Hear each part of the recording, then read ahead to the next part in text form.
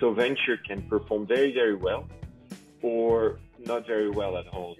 And so it's a bit of a roller coaster, to use a very old image. But buyout is a little bit less affected by that. There are some cycles, obviously, but it's a little bit more predictable. Direct lending has been also very popular, but that's also driven by the fact that fixed income has been delivering very low yields over the course of the last, I would say, 10, 12 years, something like this. Hi, everyone, and welcome back to TheCapitalNet TV. I'm Apoorva, and today with TheCapitalNet TV, we bring to you a very intensive and a very indulgent series which is revolving around the private market. Today, we have with us an industry expert, Mr. Cyril Demaria, who essentially is going to break down the private markets for you. So now coming from the dynamic market, Cyril, what would you think are the new emerging asset classes? Because there's so much dynamism in this market, and obviously with every passing year, the popularity has increased so much. So what are the new emerging asset classes that you have seen in the recent times? Yes, indeed, this is very dynamic. I would say you have to imagine that it's like we are still in the early stage of a universe expansion. So there was a kind of big bang, if you wish, which was the late 70s, early 80s. And now we see this, this massive course with speed. And then we start to see these new galaxies. And so it's the same process, if you allow me to make this image. And so in that sense, you see that, for example, you can have strategies which were very niche and are growing very fast. That's the case of growth equity. Growth equity was probably in the sphere of private equity, the lower risk, lower return strategy. So very stable because you finance high growth, profitable companies. And so since buyout was so attractive, investors were always like, oh, I would choose then buyout because I would make more money. It's a little bit riskier, but I can handle it. Growth is nice. I will put a little bit, but not so much. Now that buyout has reached a form of maturity, I would call it like this, to a certain extent, then the investors are like, okay, I've been investing a lot in buyout. I need to diversify a little bit. Let's look at growth. And growth now is booming. If you look at the amount of capital which has been collected over the course of the last, I would call them 5 to 7 years, you will see this massive increase of capital. The other thing is that we have new investment strategies, as you were referring to, and the private debt world is one of them. So you have the three main strategies I was describing. So senior direct lending, I would add something which is called unitranche here, which is a kind of simplification of debt where you can combine senior and subordinated debt. That's maybe a development that we talked about creativity. But you also have like litigation financing, which is a very niche product, but it's kind of private debt product.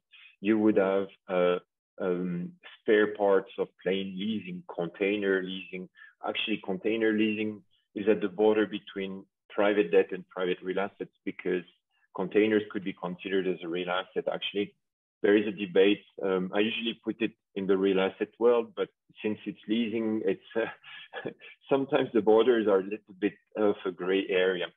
So these are the emerging strategies, and you have niches here. And in private real assets as well, you see the emergence of new strategies, and that's usually related to either a legal change, so it opens suddenly a new venue, or a market need. For example, in trade finance, banks used to do a lot of trade finance, and now they don't really want to do it. It's cross-border, it's capital intensive for them. So then there is a new strategy you can build. These are from the professional world, but then we saw also a lot of innovations, for example, with the emergence of equity crowdfunding. So it's a form of disintermediation. Investors might want to still do something themselves, and they might not get access to the funds I was referring to earlier for legal and regulatory reasons. They might want to invest their own money directly. So that's something we've seen emerging. Also equity crowd lending, peer-to-peer lending. And then, of course, some new forms of investment like special purpose acquisition companies. So these are less of a strategic innovation, but more of an operational and intermediation innovation, if you wish. We can't talk about private markets without that always comparison with the public one. So why do you think there is like a need for each of these markets to have an eye on each other? Like what's that? Why is that dynamic there, and how is that going to help the people in each of these markets? That's a very interesting question, because I can only provide elements of answer, but I don't have the full answer. I think what you have to see, these two markets are like the two lungs of the same body, the body being the financing of corporations. And of course, you can run on only one, but it's easier if you have two and they're very healthy and they help each other somehow.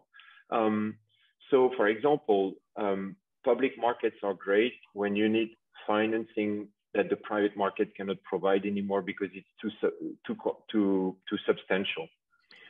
Imagine you have a late stage biopharma company which needs 60, 100, 150 million. It's very difficult to collect that from venture investors because it's a lot of money. And so you say, okay, now I'm going to leave the private world and I'm going to go in the public world because I know that there the pool of capital is much more substantial. On the other hand, sometimes you have listed firms which don't have the, let's say, the evolution that was expected for them. The market can shift, there might be turns, or competition has warmed up, and now you're a little bit of a mid-sized company. So maybe you need, as I said earlier, someone to give you more resources. That's a pipe. But sometimes you can also be taken private to change yourself, to get more efficiency, to be more edgy. That's a public to private or take private. That's a leverage buyout operation. And we have seen some which are very emblematic. The one which struck me the most recently was Dell Computers. Dell Computers, which was known to be a manufacturer of hardware, let's call it like this, be it servers, computers, laptops and computers, and printers.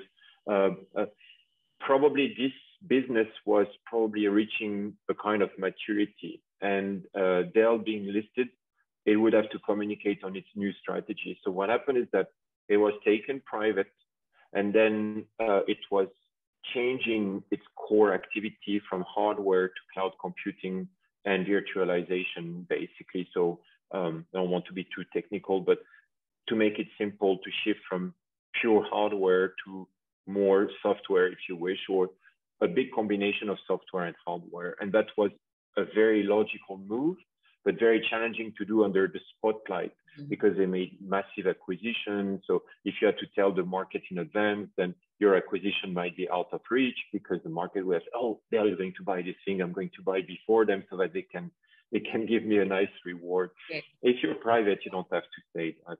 And that's why the two work really symbiotically. I think it's not that one is going to replace the other. It's more like the two will continue to grow symbiotically.